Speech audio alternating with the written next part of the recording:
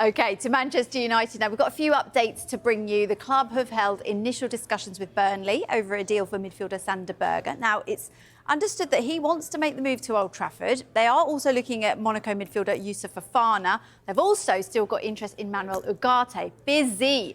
All these deals, though, depend on players leaving. It's that classic transfers domino effect, isn't it? OK, let's take a little look then at these options that they've got. We'll start with Ugarte. What do you make of this, Flex? Yeah, I think it's a profile of player that is massively needed in Manchester United's midfield. I think he brings dynamism, he'll bring athleticism, he likes to get after people and win the ball back as quickly as possible. He's been playing in the Copa America with Uruguay and played fantastically well, and we got to showcase some of his skills. And I think for Manchester United now in midfield, with the rebuild of it, it's about, in my opinion, building it around Kobbie Mainoo. Like, of course, Bruno is the captain. Of course, Bruno has been there, for a while. But if we're talking about the future of the Manchester United midfield, in my opinion, I think we need the perfect partner next to Kobbie Mainoo, and that person needs to have great mobility. They need to be able to want to win duels and cover a lot of ground. Manchester United midfield has been so open and so exposed, and players left on islands.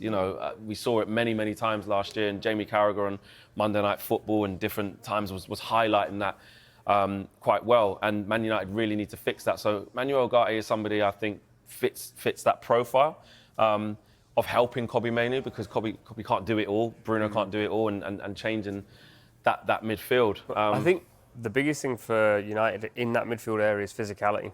I think they're a bit of a soft touch of midfield. Obviously, Ten Hag's strategy or tactic sometimes is to empty the midfield out. I don't know if he's going to continue to do that this season. We were speaking off air and he said he has been doing it a little bit during pre-season as well. But I think you need someone then who can cover ground. And the problem that United have had is they empty the midfield and they're asking Casemiro to do 40, 50-yard sprints. That's never been his game.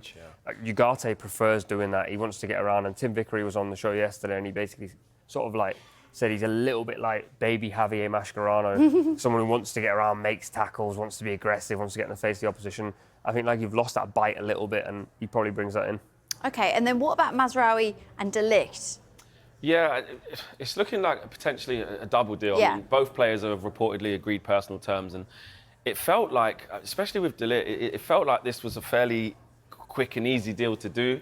But it feels like Manchester United are waiting for dominoes to fall. We know that Manchester United are in a situation financially where they do need to sell players in order to buy. And I think that's what's holding these two prospective deals up. I mean, De Ligt, I think, is 24 years of age and has got a wealth of experience. And I think has been sort of harshly labelled as sort of maybe injury prone or not quite up to it. I think there's a bit of a myth that he's gone to Bayern Munich and Eric Dyer plays instead of him. It's simply just not true. He plays with him. It's actually Upamecano who's been out of the team and Kim Min-jae who's been struggling. So Manchester United needing reinforcements at centre-half, needing quality. It is another player that Eric Ten Hag has history with. I was just about to say that. which seems to keep happening. But actually in this case, I mean, Ineos and the guys who made the decision there have sort of opted for Lenny Yoro and gone for that type of midfield. And Eric Ten Hag still has transfer veto. He still has power. There's another misconception that Eric Ten Hag's in the job and being kept on and he has no say. Just not true. And I think this shows us that. And the same with Mazraoui. History of Eric Ten Hag. Ten Hag's phone book. Goes through links and connects. Left backs, right backs. Exactly. This is what we need to But he, reportedly wants to come to Manchester United. And again, we're hearing that Aaron Wan-Bissaka's move is maybe stalling to West Ham or maybe into Milan, but until that domino falls, then Mazraoui's deal is on ice. But you can clearly see what Manchester United's intention is, and I think those deals are just waiting to happen. We've heard from Florian Plettenberg quite a lot, who's very close to the situation at Bayern Munich, and he's explained it as just that. These deals are pretty much there, but Manchester United are waiting for outgoings. What about Jared Branthwaite? Would you want to see him? Manchester United put in 2 bids for Jared Branthwaite. But Everton are entitled to demand in excess of 60, 70 million pounds, as that's how much they value him. And Ineos and Manchester United clearly wanted him, but don't feel they should be paying that sort of price for Jared Branthwaite just yet. He's had a fantastic season in the Premier League. He's played in PSV and he's been fantastic. But I think it's right for Manchester United to change their perception in the market. That has to happen. And that's a big job for Ineos, to change the perception of Manchester United and say, we're not going to pay over the odds for players that we don't believe are worth that valuation. Here's 2 bids. If you don't like it, no problem. will go a different direction. And that's what they did in terms of Len Yoro. Never say never in football. Later on in the window, maybe they will go back in for Jared Brantford. I think he's a good player. I think, he's great with both feet. He wants to initiate duels, he wants to win headers, and he wants to be on the front foot. I like him as a player. I think he can definitely add something to Manchester United. But for 70 million pounds, Manchester United have been there in the past with the likes of Harry Maguire. They've been there in the past with the likes of Anthony, where sometimes players don't live up to that valuation. And I think it's smart to not enter into that again. I think the key thing that Flex said there is changing the perception. At the moment, I think Manchester United enter the market for a player, you often hear he's now £95 million.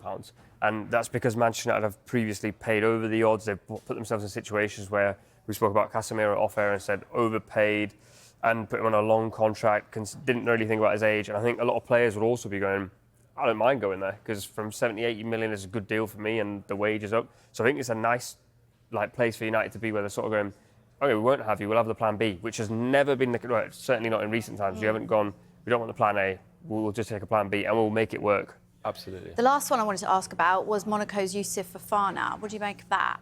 Again, we're talking about the profile of the type of player, of what's needed in the midfield. He ticks that box, and he's only got a year left on his contract as well. So you're going in for a player who's very attainable. That's always a plus. And price-wise, wouldn't be in the realms of the 60, 70 million euro/pounds that's been quoted for Manuel Ugarte. So it's another move that potentially makes sense for Manchester United in where they want to go in rebranding this midfield. He's powerful, he's physical, he's decent on the ball as well.